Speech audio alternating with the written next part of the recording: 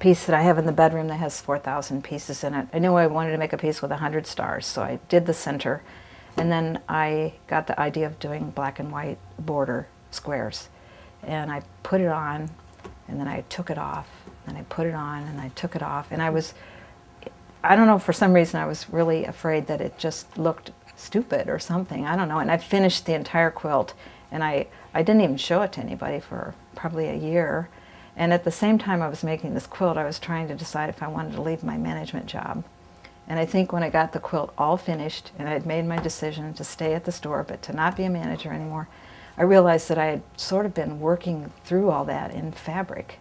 You know, I was asking people what they thought and listening, and then kind of changing what I thought and then going back to what I thought.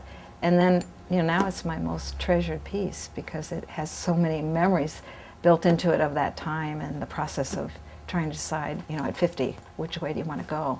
Do you want to stay in management, or do you want to go to the quilts and the art? And you can look at that, and it's yeah, I see it. It's like a photograph.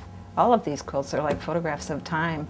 You know, I had a torn retina in 1997, and I had surgery. And when we came back home from the hospital, this quilt was on the bed, and I just remember just having this joy of knowing that I could still see, that I could still do this work, you know. Well, having your eyesight compromised as a quilter, that must have been a scary moment. So let's talk about your technique. And are you using machinery to assemble these? Or? Well, the first quilt I made entirely by hand, and then for the next 24 years I did that. And just recently I started making tiny little quilts like this, and they have a stiffener inside called Pellon, and I decided I would use my 1948 featherweight, Singer featherweight machine. It's the same year I was born, and all it does is sew straight and back. It doesn't have anything fancy on it, and it's a lot easier on my hands because of the stiff fabric. So I have lately done, like these pieces I do on a machine just because it's easier to get through all the layers, but 99% of what I've done is completely hand-pieced and hand-quilted, which has kind of become a lost art.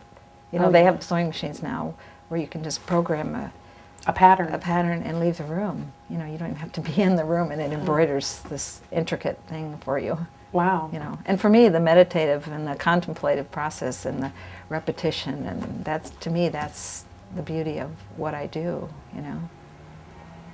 So what do you think about while you're quilting?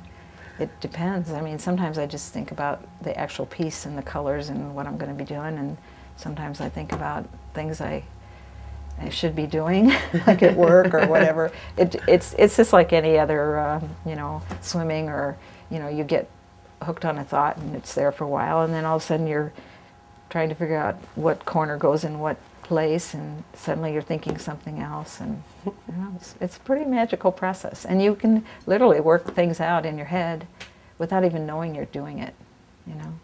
It's just kind of part of the process of, I think, the soothing nature of doing a stitch over and over and over just lends itself to thoughts, you know, bubbling up without you overreacting to them, you know. Like if I'm troubled about something, I almost always head to the work table and just start piecing. You know, and just, it's like, well, at least this is going together, okay, you know. And I don't really ever, I really have this conviction that in the end the quilt will be great. You know, I don't really have that conviction in my own life, which is interesting, but it seems like when I'm doing the quilt work, it's a different arena for me than, and yet there's also a crossover. You know, it blends, both sides blend into each other. So I don't know how that happens, but it's kind of magic. Sometimes the quilt works out, and then you've come to the...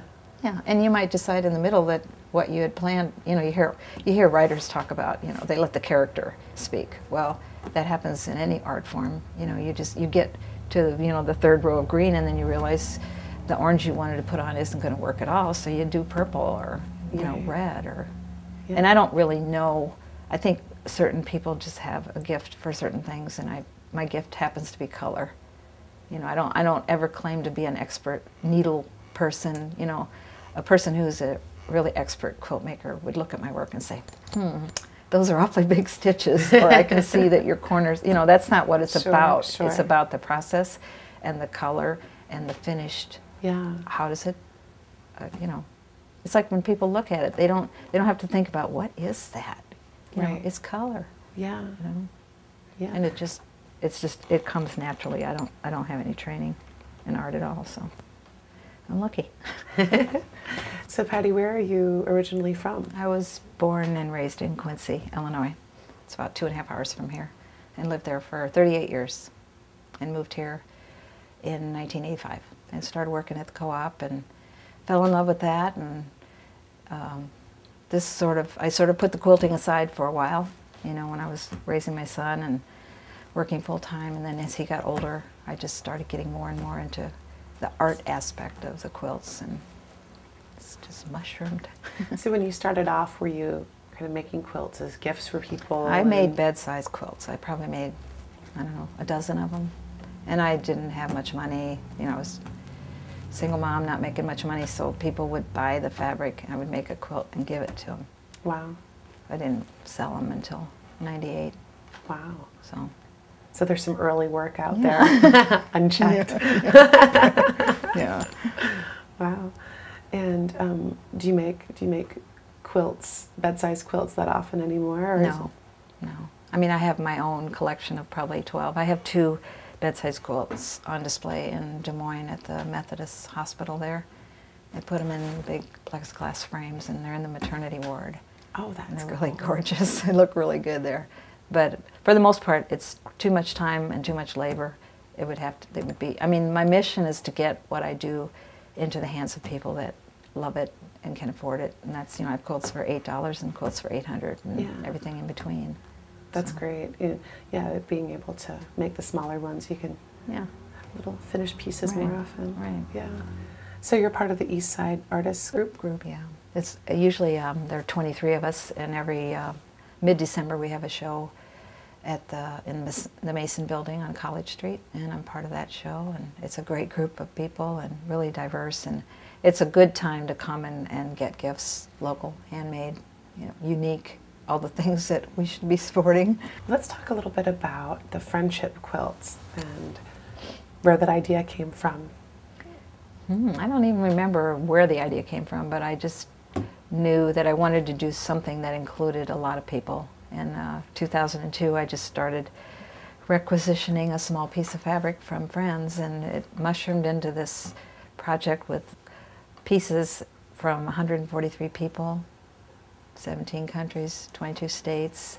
Everybody gave me a fabric, and I made all the points and centers of the stars with the donated fabric, and then I used my solid fabrics for the background and the borders, and then had a show, and I, you know, labeled everything, and so people could find their piece and where they came from and the number of different occupations that people had. You know, it was a challenging quilt to make because there were every possible texture and thickness and color, and there was no continuity whatsoever. So the whole, it's like I was given all of this stuff. Some of it was easy to work with, some of it was, it's like life, you know. It's like you do what you can, you make what you can out of what you get, and in the end it usually turns out far better than you imagined it would be, you know. And people loved seeing their piece in there. They got to have a little part of themselves in your work. So in some ways that's kind of the exact, you know, the opposite of you making a piece and them being scattered all over town and being in people's businesses. So that's cool. Well, Patti, thank you so much for being on the show. It was great. It was really great. I loved talking about it. It was great to get to see all the that stuff.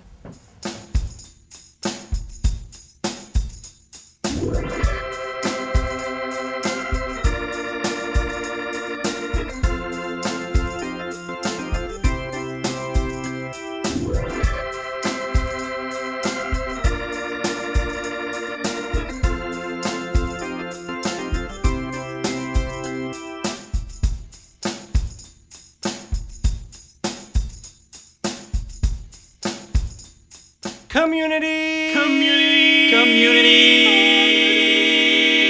voice.